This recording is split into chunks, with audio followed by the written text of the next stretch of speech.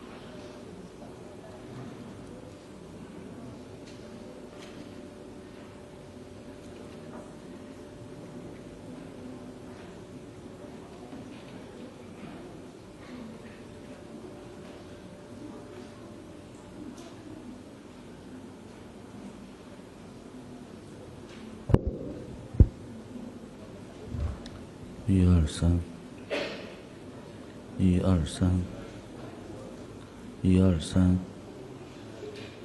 外交部，外交部，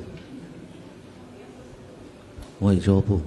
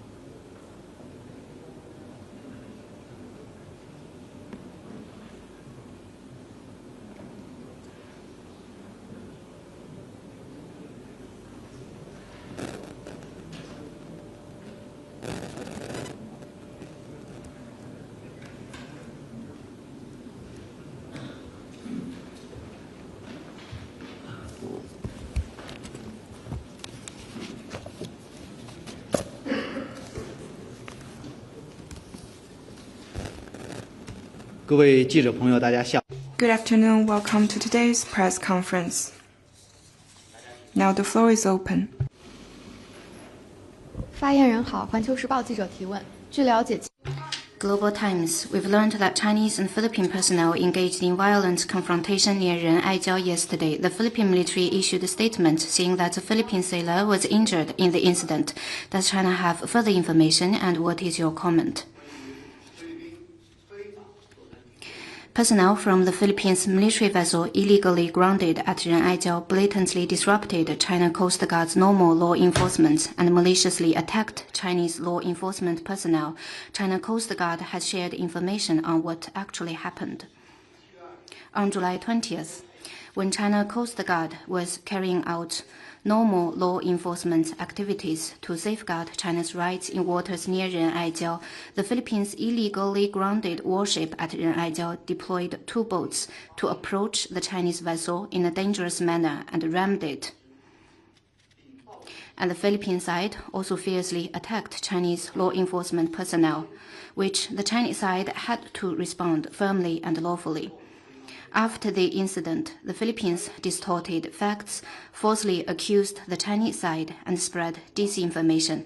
China strongly deplores and firmly rejects the Philippines' moves.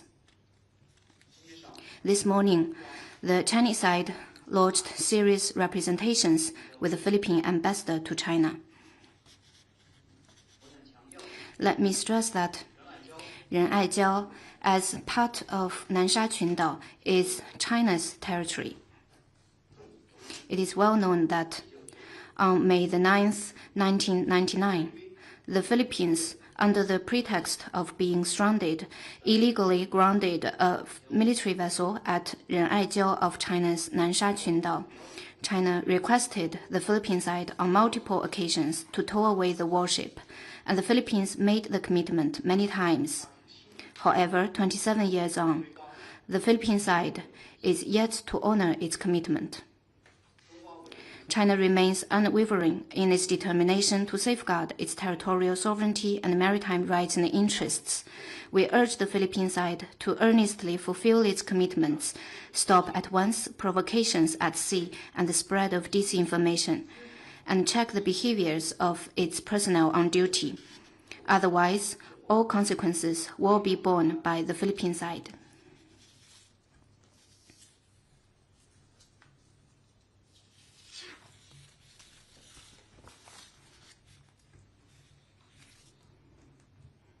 Question from Bloomberg regarding 彭博社，关于你刚才提到的事件，鉴于该事件，中方如何看待2024年的临时协议？该协议是否仍然有效，还是说中方认为该协议已经被违背了？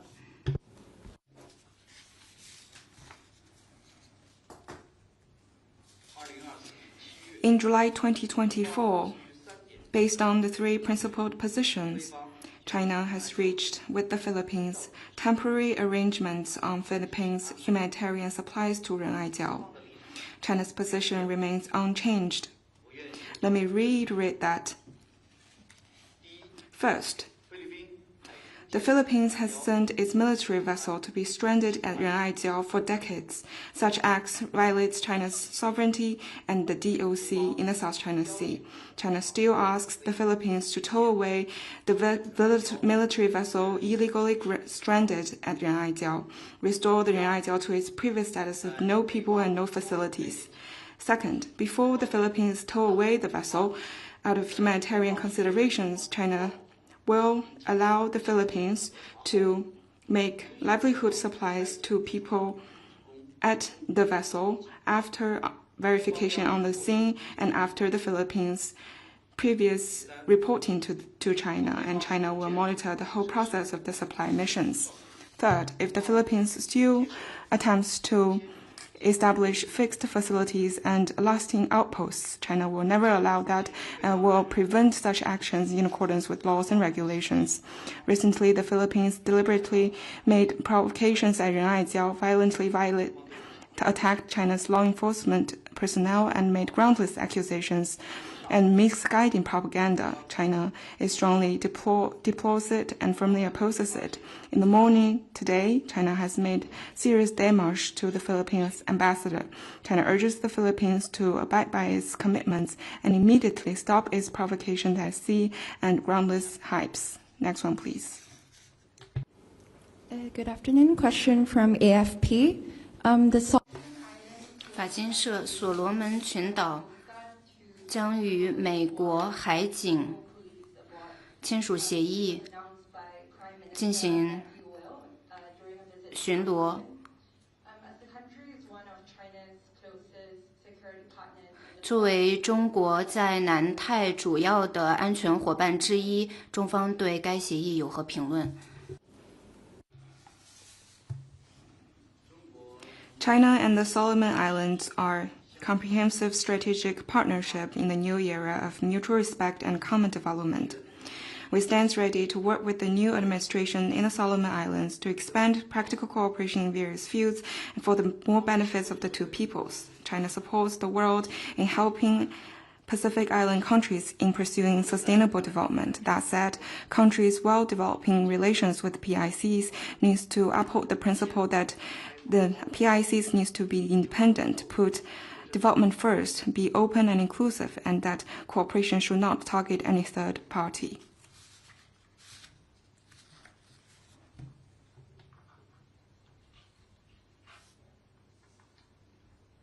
Next one, please.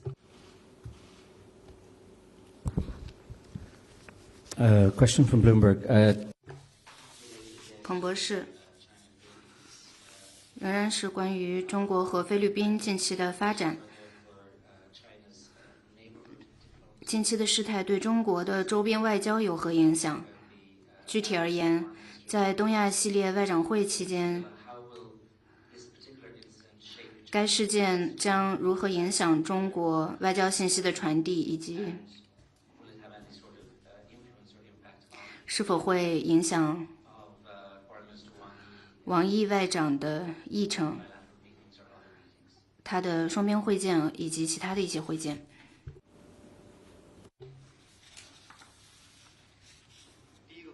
On your first question, concerning the maritime situation between China and the Philippines, just now I have stated China's serious position. The situation was entirely caused by the deliberate provocations of the Philippine military and Coast Guard.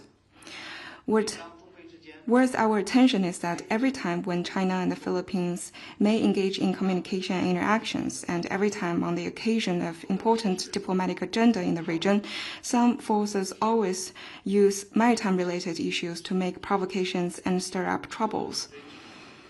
I believe that all of us are very clear about the ins and outs and who is the one behind. China's neighborhood diplomacy policy stays unchanged and consistent. On your second question,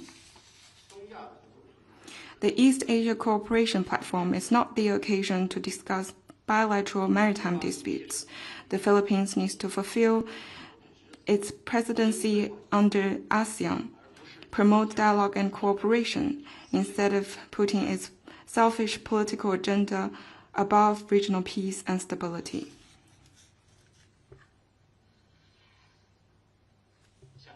Next one, please.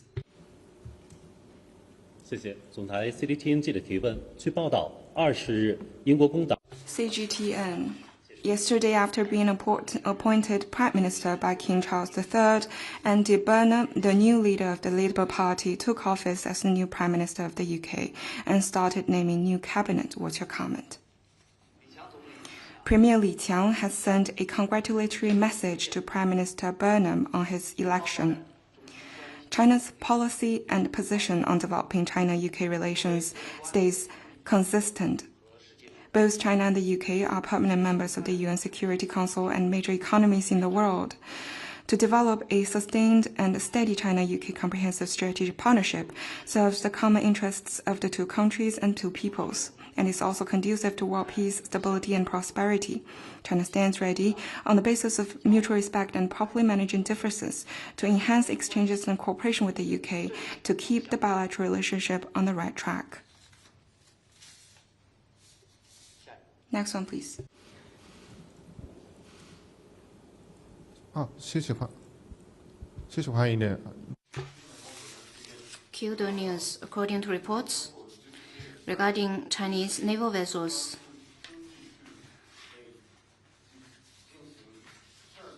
live fire drills within Japan's EEZ. Japan has lodged protests with China. What is China's comment?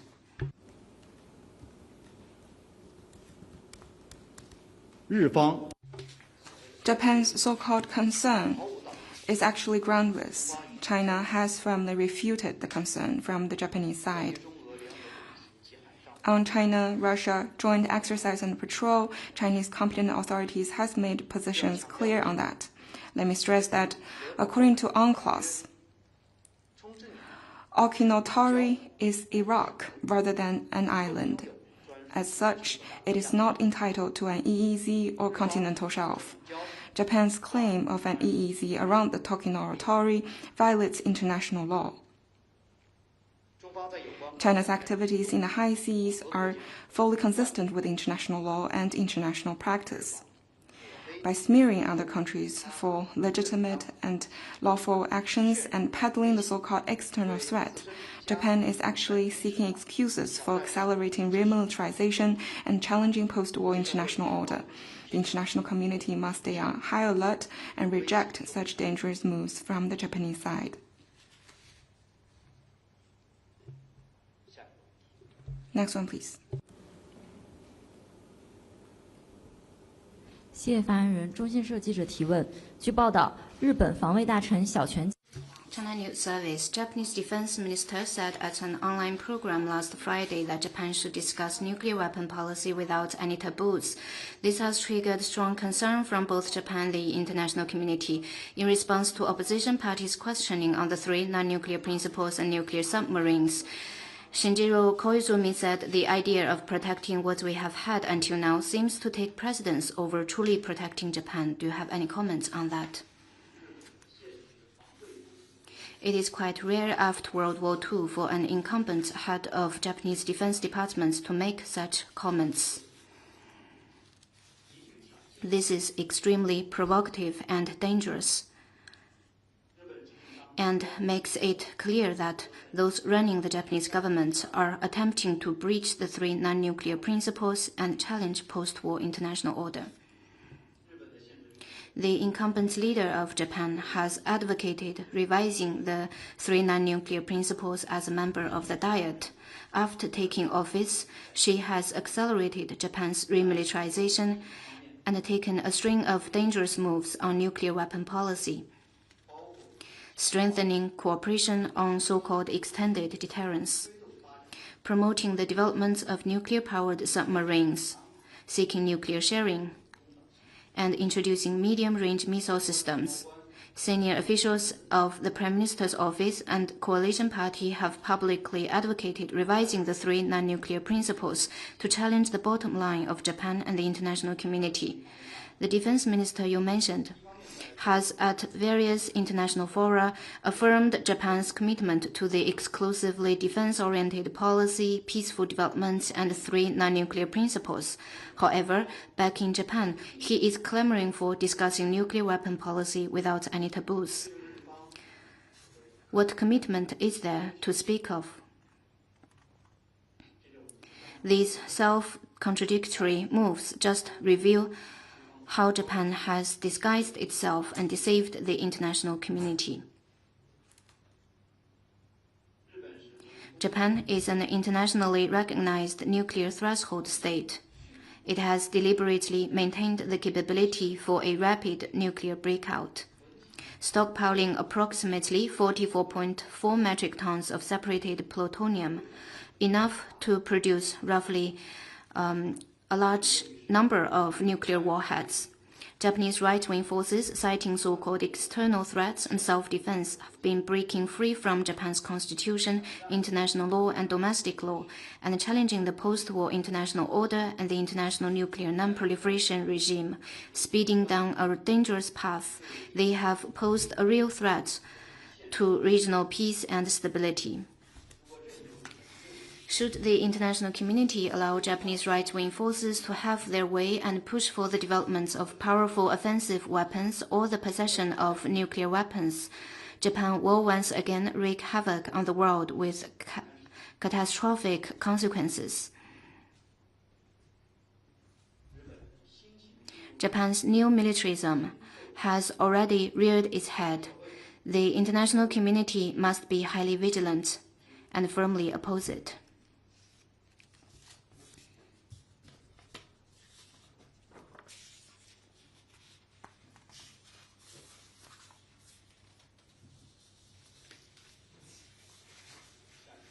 Next one, please.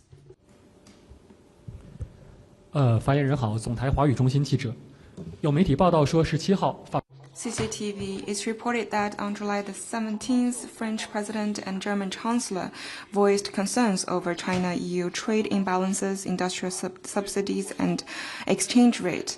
They also insisted that the two countries are not anti-China and not seeking a decoupling.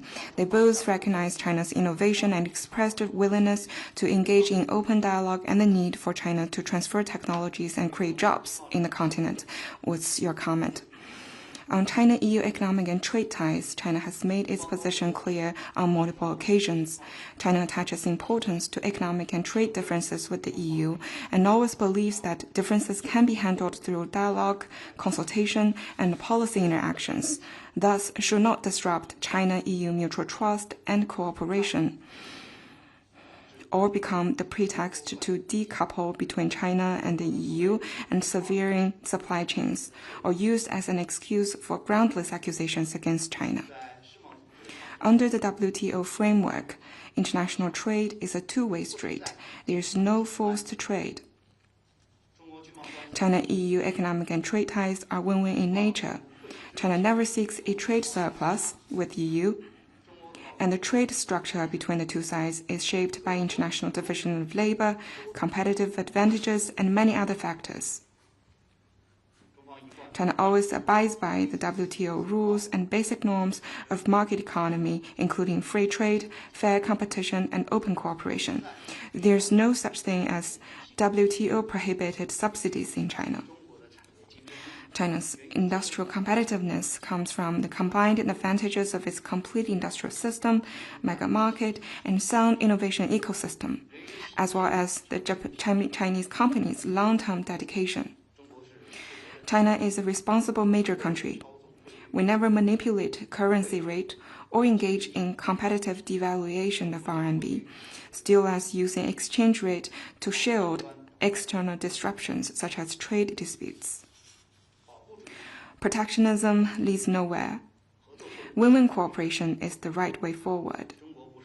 The root cause of the EU's trade problems does not lie with China. Instead, we can be the partner in addressing those problems.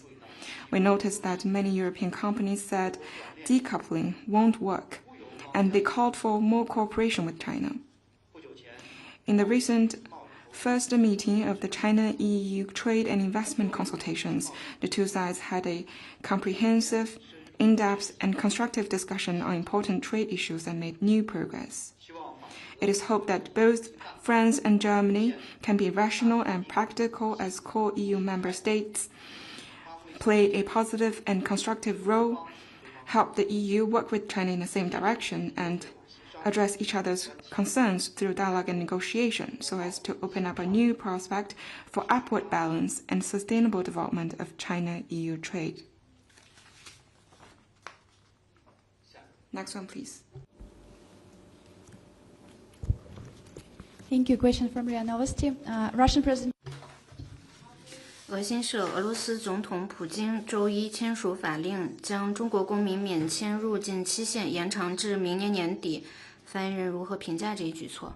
我们也注意到了这一消息。We also noted the news. China and Russia have both extended their visa-free policy for each other. This will facilitate people-to-people exchanges, further deepen friendship between the two peoples, and boost exchanges and cooperation across all fields. Next one, please. 谢谢。IFS 记者 Effie. According to Panama, China and Panama have agreed to renew the maritime transport agreement. Can you provide any further details regarding the detention of Panamanian flagged vessels at Chinese ports? Are there any new developments? On the specific, I'd refer you to competent authorities. Let me stress that China has all along developed its relations with Panama under the principles of equality and mutual benefit. Closer exchanges and cooperation between China and Panama in various areas serve the interests of both countries and meet the expectation of both peoples.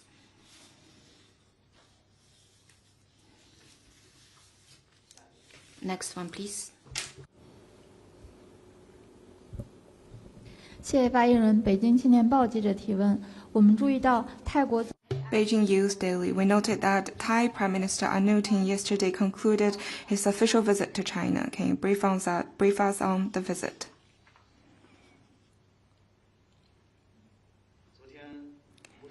Yesterday, the reporter from Bloomberg, Matt Collum, also asked relevant question, and here I want to brief you on the visit furthermore.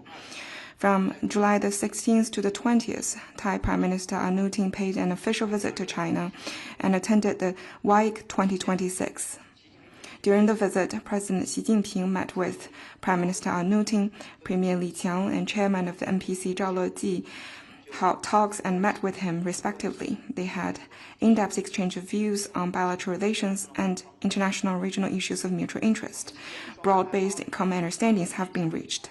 The two sides issued the joint statement of China-Thailand community with a shared prosperous future. The visit has the following three highlights. First, firm mutual support. The two sides agreed to build a more prosperous, sustainable, and stable China-Thailand community with a shared future. Make good use of the 2+2 strategic dialogue mechanism between foreign ministers and defense ministers, and bring strategic coordination to new heights. China supports the new administration of Thailand in its governance. Thailand reiterated their firm commitment to the One China policy, the support to China's peaceful reunification cause, and that they do not support any form of Taiwan independence. Second, deepening mutually beneficial cooperation. Thailand welcomes China's proposal of establishing YECO and stands ready to enhance AI global cooperation and global governance with China. The two sides agreed to promote high-quality Belt and Road cooperation, accelerate flagship programs such as China-Thailand railway projects, expand cooperation in emerging areas such as aerospace, NEVs, and clean energy. They also expressed firm commitment to combating online scams and other cross-border crimes. Anutin also attended the investment forum in Sichuan and the launching ceremony of the investment office of the Consulate General in Chengdu.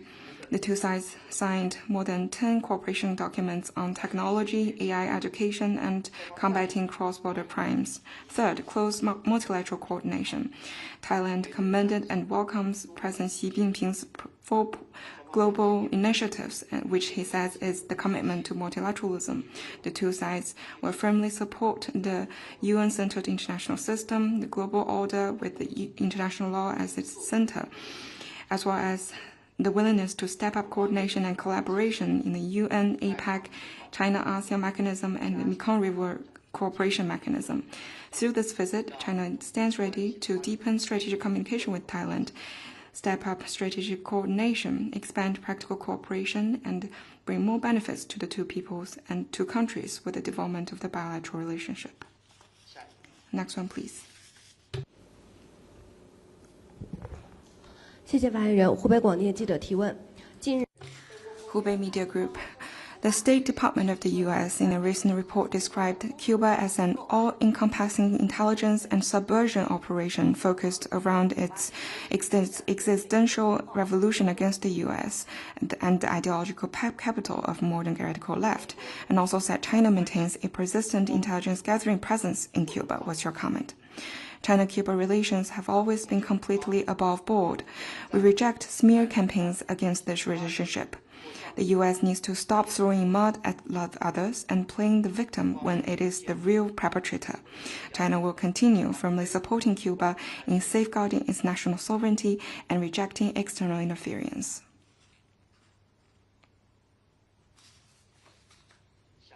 Next one, please.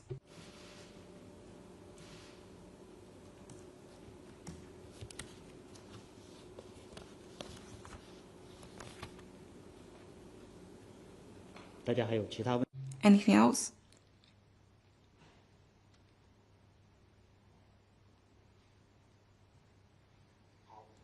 Then let's call it a day. Thank you for coming.